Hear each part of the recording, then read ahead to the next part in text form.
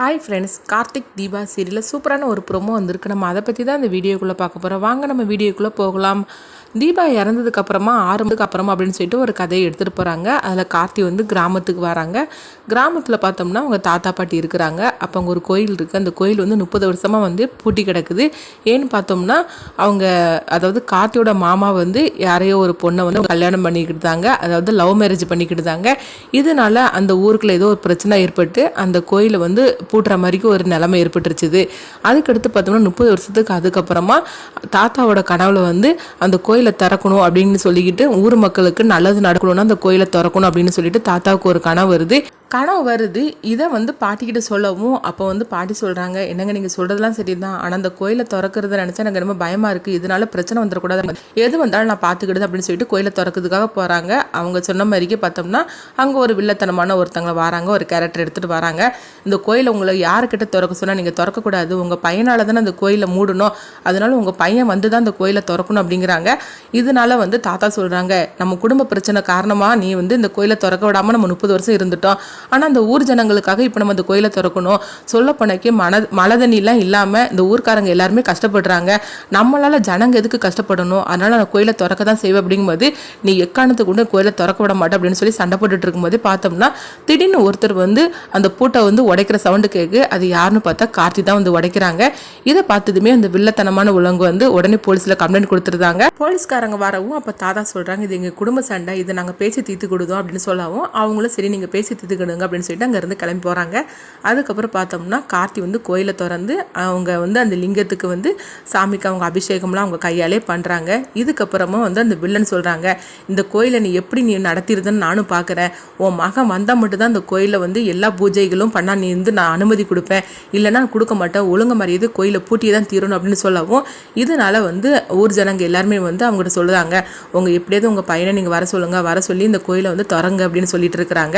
அப்போ வந்து கார்த்தியை தன்னுடைய வீட்டுக்கு அழைச்சிட்டு போகிறாங்க. கார்த்தி உன் கையால் தான் அந்த கோயிலை திறக்கணும்னு சொல்லிக்கிட்டு இருந்திருக்கு, சொல்ல போனக்கு 30 வருஷம் அவன் பகை, இந்த பகையால் 30 வருஷமாக நம்ம கோயிலை திறக்காமே நம்ம விட்டாச்சு, அதனால ஊர் மக்கள்லாம் எவ்வளோ கஷ்டப்பட்டாங்க தெரியுமா, மழை தண்ணி இல்லாமல், அதுக்காக தான் நான் கோயிலை திறக்கணும்னு நினைக்கும் போது நீ கரெக்டாக வந்துட்ட அப்படிங்கிறாங்க.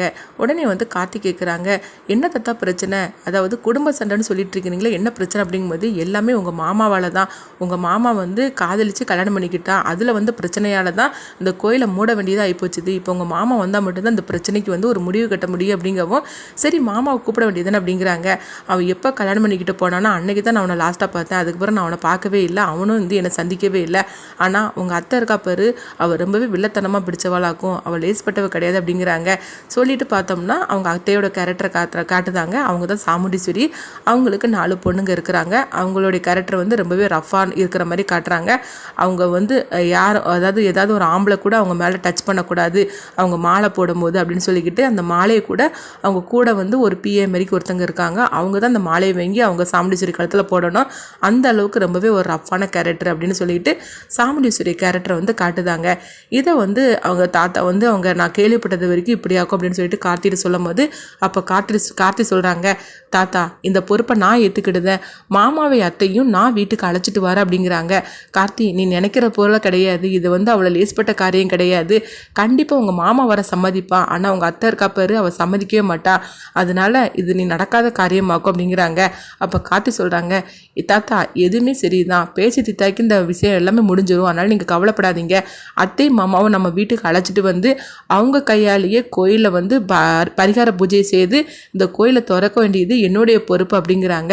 இது கேட்டதுமே தாத்தாவும் பாட்டியும் வந்து கார்த்தியை பார்த்து ரொம்பவே சந்தோஷப்படுதாங்க. அப்போ பாட்டி சொல்கிறாங்க, அதான் என் பேராண்டி வந்துட்டாம்ல, கண்டிப்பாக அவன் சொன்னதை அவன் சாதிச்சு காட்டுவான், அதனால் நீங்கள் வந்து நம்மள கவலைப்பட வேண்டாம், உங்களுக்கு சப்போர்ட்டாக தான் உங்கள் பேரன் வந்திருக்கிறான், நீங்கள் இத்தனை நாள் நீங்கள் ஆசைப்பட்டுட்டு இருந்தீங்களா அது எல்லாமே நடக்க போகுது, கோயிலை 30 வருஷமாக பூட்டி கிடந்த கோயிலில் அவன் கையால் தானே திறந்தான், அதேமாதிரிக்கு அவனே வந்து இந்த குடும்பத்தை ஒன்று சேர்த்து வச்சிருவான், பேராண்டி இப்போ எனக்கு சந்தோஷமாக இருக்குப்பா அப்படின்னு சொல்லவும் அப்போ கார்த்தி சொல்கிறாங்க, பாட்டி பாருங்கள் உண்மையில தான் என் ஆட்டமே ஆரம்பிக்குது அப்படின்னு சொல்லிட்டு இந்த மாதிரிக்கு அவங்க பேசிகிட்டு இருக்கிறாங்க. அடுத்து சாமுண்டீஸ்வரி தான் காட்டுறாங்க. சாமுண்டீஸ்வரி வந்து ரொம்பவே கொஞ்சம் வில்லத்தனமாக வராங்க. அவங்க மேலே வந்து ஒருத்தங்க மாலை போடுறதுக்காக வரும்போது பல்லார்னு ஒரு அறையை விடுதாங்க. உடனே வந்து அந்த கூட இருக்கிற அந்த பிஏ மாரிக்கு ஒருத்தங்க இருக்கிறாங்க. அவங்க அந்த மாலையை வாங்குறாங்க. இங்கே பாருங்க, யாரும் என் பக்கத்தில் வந்தீங்கன்னு வச்சுக்கிடுங்களேன், ஒரு அடி தள்ளி தான் நிற்கணும் அப்படின்னு சொல்லி சாமுண்டீஸ்வரி வந்து ரொம்பவே வந்து வில்லத்தனமாக பேசிக்கிட்டு இருக்கிறாங்க. இவங்கள மாதிரிக்கு ஒரு கேரக்டரை வந்து கார்த்தி வந்து இப்போ வந்து அவங்க எதிர வந்து அவங்க சந்திக்க போகிறதா இருந்தால் அவங்களுக்குள்ள ரெண்டு எந்த மாதிரிக்கெல்லாம் பிரச்சனை வரப்போகுது. கார்த்தி வந்து தாத்தா ஆசைப்பட்டபடிக்கு அவங்க அத்தையும் மாமாவையும் எப்படியாவது சமாதானப்படுத்தி கூட்டிகிட்டு வருவாங்களா? ஆனால் அவங்கள பார்க்கும்போது கண்டிப்பாக அவங்க சமாதானம் ஆகாத மாதிரி தான் தெரியுது.